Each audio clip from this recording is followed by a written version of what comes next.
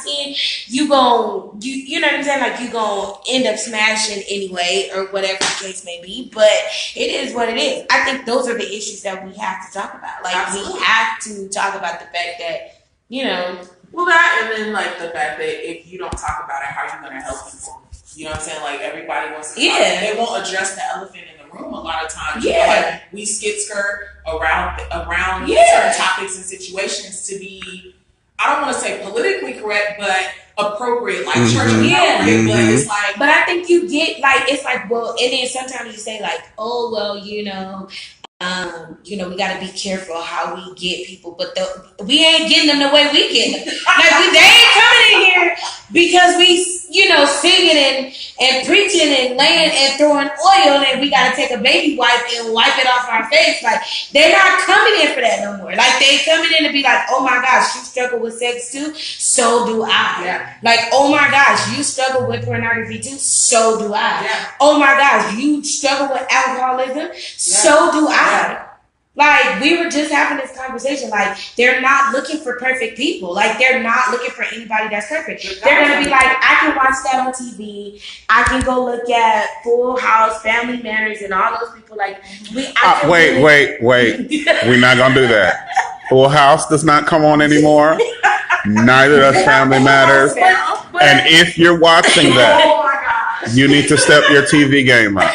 Okay? I'm saying it's like on Netflix and stuff like that, but like literally it's on Netflix, and they're saying like we have that. Like, show me something where you're struggling, and I can see like show me. Like, that's where don't. I'm tired of people preaching irrelevant messages. I am so tired of people preaching.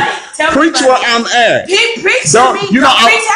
I went to a service. A lot of pastors are scared to preach. I went to. Go ahead. They're afraid to be transparent like that. Mm-hmm. They do say members anyway, so why not be transparent? Like, we got no members. Like, I understand that, but if you like, depending upon how old you are and how seasoned you are as a pastor per se, like.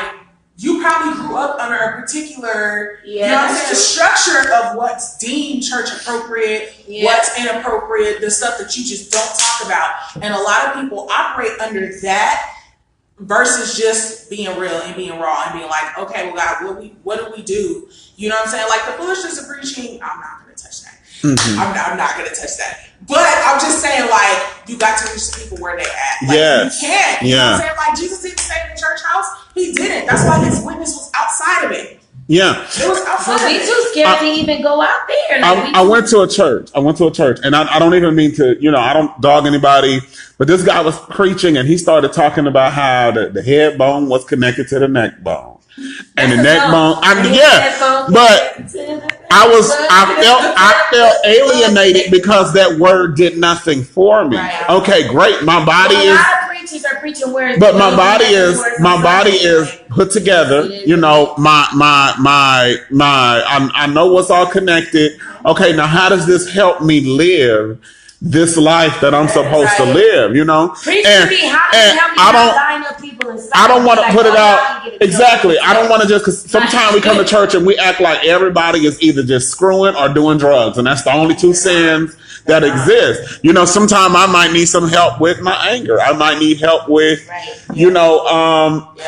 Just don't give me the scripture, what the scripture says. Exactly. We need practical application. Exactly. They're not, It's like, how do you, counting to 10 does not work. Let me tell you, it ain't gonna work. That does not work. Okay. Writing and all that stuff. Like, I mean, we have those, like they give you those solutions, and those have been around for years, and literally, like, it's not working. So what are we gonna do to, like you said, meet the people where they are? So then that way we won't be sitting up here and being like, well, you need to, why does our pews empty? Well, they're empty because we're not offering them anything to make them want to come. Like, we're not offering them nothing to make them be like, wow, like, you know what I'm saying? Like, they struggle, but they different. Like, they still trying to do whatever. Like, I tell you, don't be ashamed. Like, yes, I go to church. Yes, I serve, whatever. But sometimes I do have to call and be like, look, my car note will not be there. You know what I'm saying? On the 21st. Yeah. You know what I'm saying? Like, look, my rent, hey, it is what it is. You know what I'm saying? But that's just the reality of the situation. Like we I don't know, we just get it twisted. Those type of situations help people to know that God is a keeper. Like they need to know. Nobody I'm on EBT. I can't just tell you that he's a keeper because of something I read. You know, somebody told me this, and I believe it with all my heart. You can beat a person with an argument, but you will never be able to defeat a person with an experience. And what happens is a lot of us are standing on the arguments of our moms and dads instead of relying on the experience that we grew up on. Instead of relying on the experiences that we've had with God. You know, no, he's helped me. Amen. When I've been financially difficult, when I've been financially incapable, making the ends meet. You know, he's kept me in peace while I was worried about, this, that, and the third. Right. And even though we don't want to, it's not all about sex, but he forgave me after I stepped outside of his will. Right. You feel me? Because sometimes we act like if we smash, if we hit it, whatever, God leaves right there, right then and there. And what kind of God would that be to just leave us, But he doesn't. It's almost like he sits there and he waits. Because I know when I put myself in situations like that, I'd be like, Lord, I'm so sorry for doing this. And I be joking, like I really do be joking. Like I don't pre-repent, but in my mind, like I kind of do like she be doing prepaid. She be doing prepaid sin. I cannot. You already know what's about to go down, so I'm asking you to forgive me. She'd be like, Father, can I get? You know what I'm saying? I know that I'm gonna be on the ark and tearing up the carpet tomorrow, but it is what it is. You know what I'm saying? But I think that he gets it. Like I'd be like, oh my gosh, like I feel like. And you get to that point, especially like in ministry, because you see so many people that we judge and we dog and we take what we have in the stance that we have to just like bash people. And so when I do something wrong, I just feel, and it can be the smallest thing. It can be like I'm going to hell because I cut my eyes at somebody. You know what I mean? Like, and it's like Child, if I was going to hell for that, it's the little stuff, but it makes you. I'd have bust hell wide open years ago. Exactly, but that little stuff is like, oh my gosh, God is not gonna forgive you. See, wait a minute. Courtenay says, when we are transparent, that means that we have to be delivered. Watch, and half these folk not preaching truth because they not living truth. Well. Okay. Well, we know that we know that to be a proven point. We know that to be a proven point. We know that to be. I mean, we could just see it within, everybody. Like we could just see it. Like, okay, we preaching one thing, but we live in another way. Like we're doing something else. That's the reason why it's like as much as you want to be perfect and as much as you want to, like, you're never going to be perfect. Like, it's always just to be like, hey, this is my truth. I stand by my truth. Right. I absolutely do stand by my truth. I stand by my truth. The fact that, listen, all y'all can get it any day of the week. Okay? Do not play. Listen, I do read my Bible in the morning. I do have blessed oil on my dresser. But do not think because I read my Bible and sing and I am on the pulpit that you can just cross me or say something to me, because any day of the week you can get it. I will give you my address, phone number, email, social security number, whatever it is. You ain't getting all that from me, child. I'm like, whatever that you need to get in contact with me. Oh my goodness. All y'all can get it. That's just me. That's who I am. I love God. But you don't love God? What's wrong with you? What's wrong with you? And I love the people of God. But sometimes the people of God have issues. And sometimes they just their issues need to be corrected. Yeah. And not with the Bible. It is what it is. I wonder a lot of times what keeps us from sharing those experiences though. Like even as leaders, because we know the word, you know what I'm saying? We know what God has been to us and how he's dealt with us and even how he's delivered us. So I wonder a lot of times what still keeps people from helping others be delivered, you know what I'm saying, from what it is that they're I think it's because like because we're afraid of how they're gonna view us after they hear like, you know, it is what it is.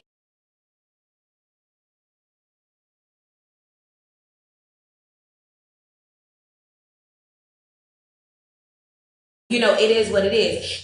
Me, at this point, I don't care. It takes a minute. Because it takes a minute to... Like, hold on.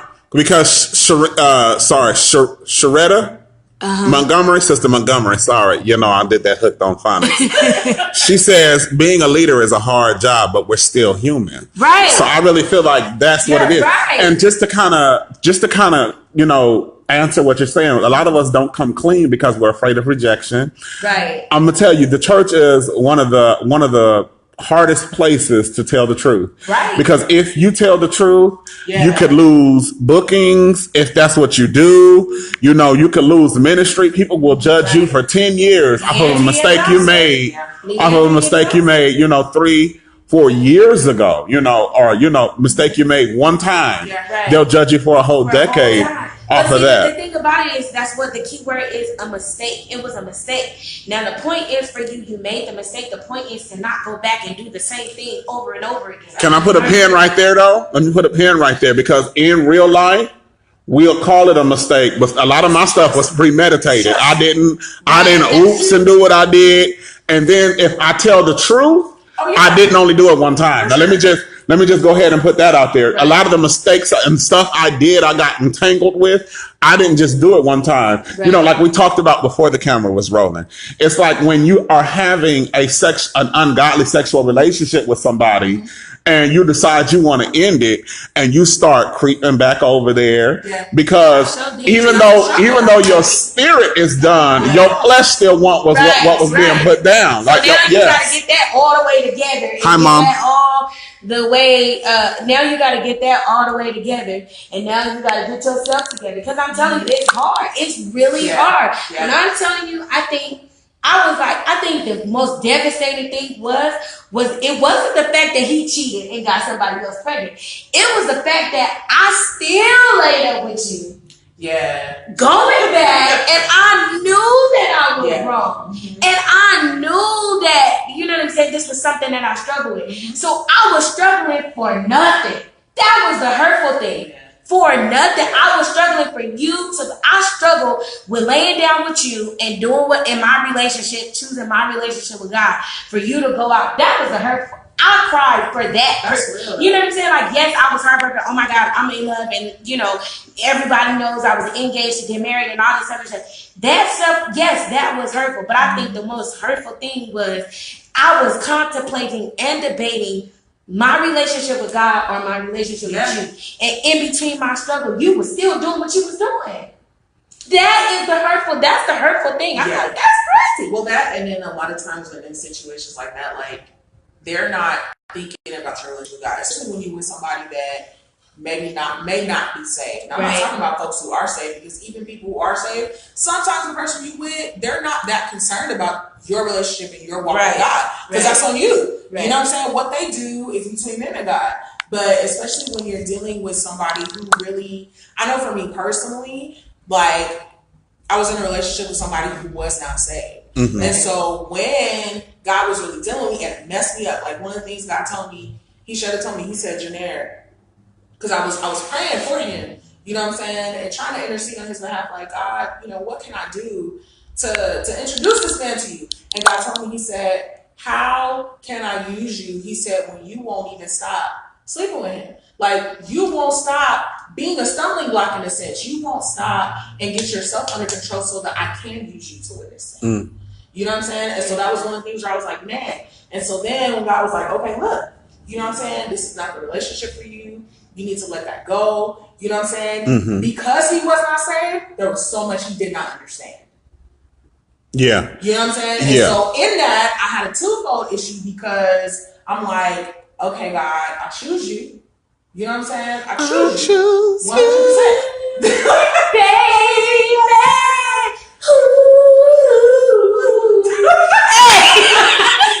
You see what I started? Did you see what I started? But see, wait, we're so singers. We're so much singers, we're going to go right back to the topic because we do this all the time. Wait to live for life. But see, that's the thing about it is that we can be transparent. And we're like it's us, and we all know each other, so it's not a judgment zone. It's not a oh my gosh, you need to do any of this. Like, look, we understand that we're humans. Like, I'm telling you, some days I'm R&B, some days I'm Christian. Shondo. Some days Shondio. Like, no, sir, this isn't Bible study. We were at rehearsal and we just talking afterward. Like, some days I'm trapped, some days I'm jazzed. Don't play. Some days I mix it all together. Right, just put it all together, mix it all in, and you just my get Jesus one and I are back together. I'll mix it all together.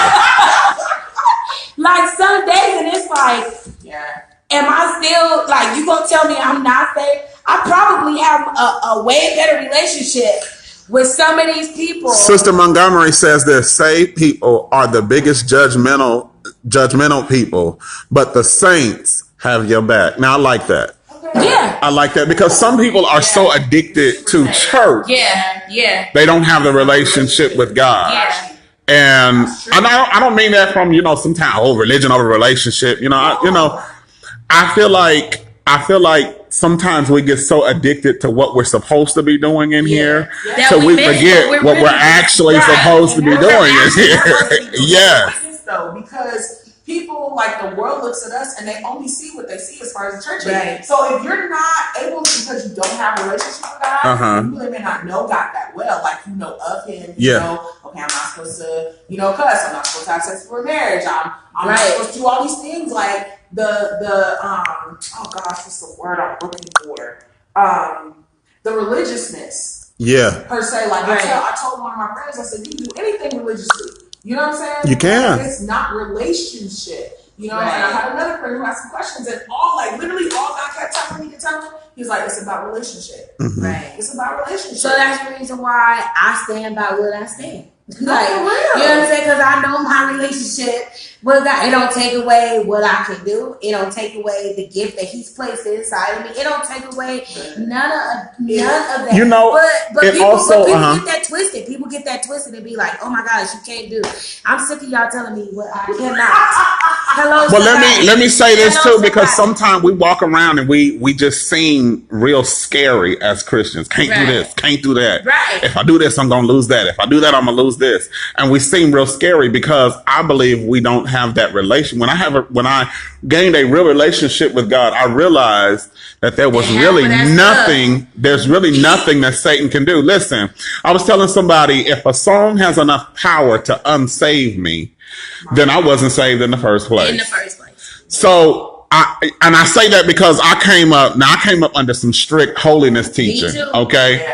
Holiness teacher. When I was super young, they told us we couldn't go watch this. We couldn't go to the picture show. Which is the movie. That was to the movies. To the movies, yeah. You sit with the carnal-minded people. Yeah. What fellowship does righteousness have with unrighteousness? And walking around scared like that. Like, what does that really say about your God? Can a movie really unsay? Can the movie undo what God did on the inside of you? Can a song undo what God has birthed on the inside of you? And so since I said that, I want to sing Love Him. Just playing. Did you just break out into a song? That's what we do.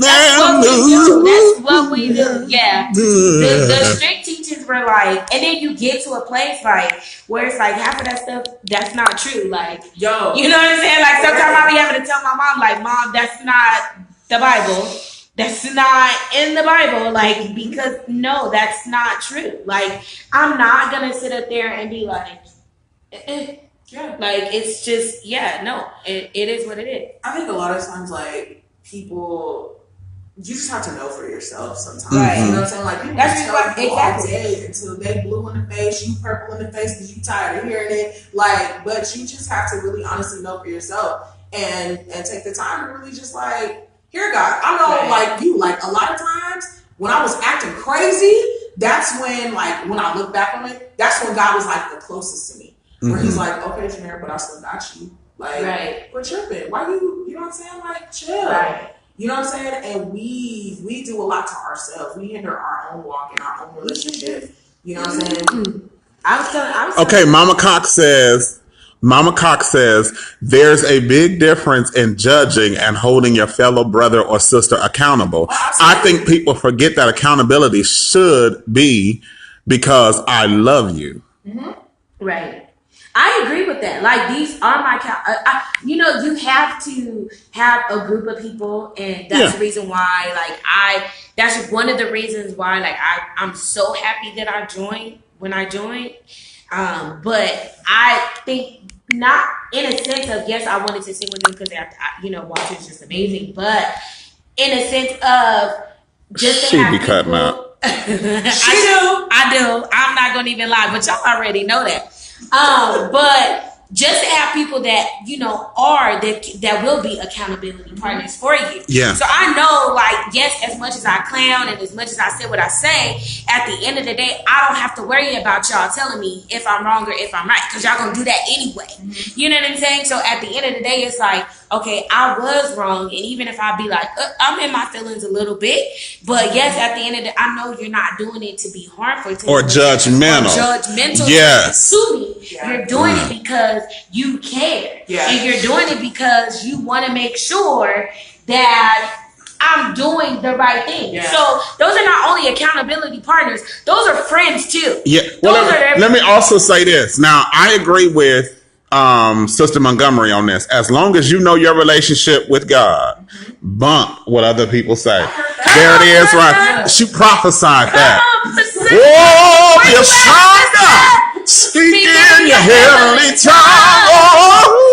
Oh, be a son, speak in your heavenly tongue. Oh, be a son, speak in your heavenly tongue. He come in the higher. Eto shot. Roll, shot. Speak in the heavenly tongue. Yeah. Now I say this. I say all of that now. I say, don't y'all sing that in church on Sunday without giving us. Y'all got to give us a cut. You got to give us some mones. Give us some mones. Give us some mones. I say this. I say you got to know your relationship with God, because as you live life, you're going to find yourself. I believe Paul referred to it in the valley of the shadow of death. It's not always about sickness when you're there. Sometimes you're struggling with an addiction. Sometimes you're struggling with a bad habit, a preference, a proclivity, a mindset, a paradigm, and you're dealing with these things. And I think you have to know where the root of your relationship is. And you got to know that he said he would never leave you, nor will he forsake you. So that means there's no pastor, no prophet, no preacher, no anybody that can tell you God has left you. And you have to be rooted in that, right? That's the key. You have to be rooted. Pastor Richardson says growing in God is a process, and I agree with that. It is a process, because I had to get to that point. Did you guys like our speaking in tongues song? No, it is a process. Like, sometimes you gotta I remember I was getting ready to do praise and worship, and it wasn't even at my church. It was somewhere else, and somebody just was like, "You don't have no stockings?" And I was like, "Wow." I said, "No." And I was like, I am the wrong. First of all, I'm just the wrong person. I'm just the wrong person to even come and ask that question to or propose that question to. But then I was just like, I'm not. Jesus loves me. With or without stockings, y'all. That's y'all. Yeah. That's y'all. Yeah. I know my relationship with him, and as long as I complete the assignment that I'm supposed to be doing, I'm not gonna worry about that stockings. There it is. I'm not gonna do it. We're not gonna do it. We're not gonna worry about it. So guess what? guess what? Jesus wasn't worried about it because I sure got up there and did what I needed to do and sat on down and bless the name of the Lord. I have to interject here. We've enjoyed talking to you all, but we still have a date that we have to get to on this evening. Y'all know where we going? No, we don't. Y'all know where we going? We're going to get some Pazookies. My dear, you do not know me, but I know him. Let me just, we gonna say this and we gonna end, but let me just say this. Get you some friends that you can text and just be like, so we got a date to get Pazookies tonight? And they all just be like, yeah. And well, some of us be like, because, you know, it was a last minute thing, but some of them be like, yeah. And then you get up and you go get you some Pazookies. And we talk. And we close it down. You speak in your heavenly tongue. You, heavenly tongue. You know where that came from? I can't stand you.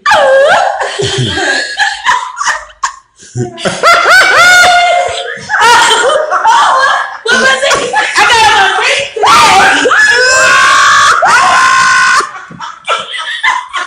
Oh my God. What is it? How you do it? How we did it? We said, come on through.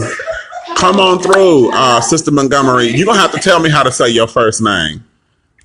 Who is that? How you say that? Sharita? Sharita, come on through. We are a welcoming bunch of people. We will welcome you with open arms. Way to live. Way to live. She's fired. She is fired. Did you even get it on the video? Yes, I got it on the video. Come on, Jill. That's ugly. That's ugly, and it's not allowed. That is not allowed. The Bible, what did the Bible say last time we came together? He uglieth not. He uglieth That was not in the Bible. That was you. See, this is what we're talking about. This is exactly what we've been talking about. Your own interpretation of the Bible. That's the reason why it's always best he to read. Uglieth not. That is not in the Bible. Get to know the word for yourself. It's in a third Walter. And that's not even in the Bible. Like, come on. Come on. He uglieth not. She said she's real. She's talking about you. It's just, yeah, come on. He uglieth not on his people. And then he his has to do a run. Come on. Will not. Great is she's a soprano. Did you hear that? She down there with me. I'm a baritone. Great is thy faithfulness. I can't sing you gotta that. Take it here. Listen, I can't hit that. Hit me. I cannot hit that tonight. Great is thy faithfulness. Great is thy faithfulness. Come on, Jesus.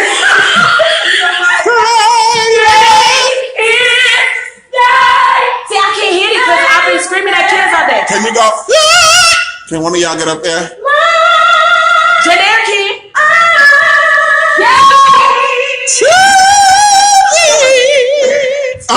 No. That is ugly. God is not pleased. Oh, who said that? No, I'm saying. Listen. He made that very clear because y'all was about to see a whole nother side. I came up here to look at the comments and be like, who in the world is up in here? We were just talking about this and y'all gonna try to. All right, no, but for real though, we do have to go. It was about to get I like real. this angle. I feel like I'm cute at this angle. The camera is on you. Listen, I was trying to put the camera on us and he just ran in the back talking about something. I look cute at this angle. I look cute too, honey. Come on, feeling myself. Yes. But let me leave you all with this. My Jesus and I are back together again. The worship is better than it's ever been. If it wasn't for the trials we've been through, y'all know this one, I wouldn't have the courage to sing this song to you. We're all entitled to make a mistake. We got to prepare for some heartbreak. Something. I don't know more Christian words. No pain, no pain, no pain, no pain. Y'all don't know that, lady, right? No pain, no pain. That's really how she shout. That's how she shout. She be like, come on, only God can do it. Only God can do it.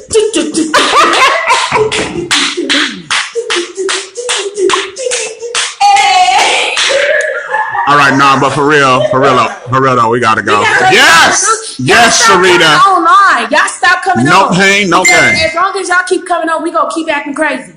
No pain, no gain. All right, we gotta go though, for real. I want me a Pazuki. And I don't need one because I'm on my Herbalife journey. But I'm confessing my fault one to another. And he is faithful and just to forgive me Come on, of all of my stuff.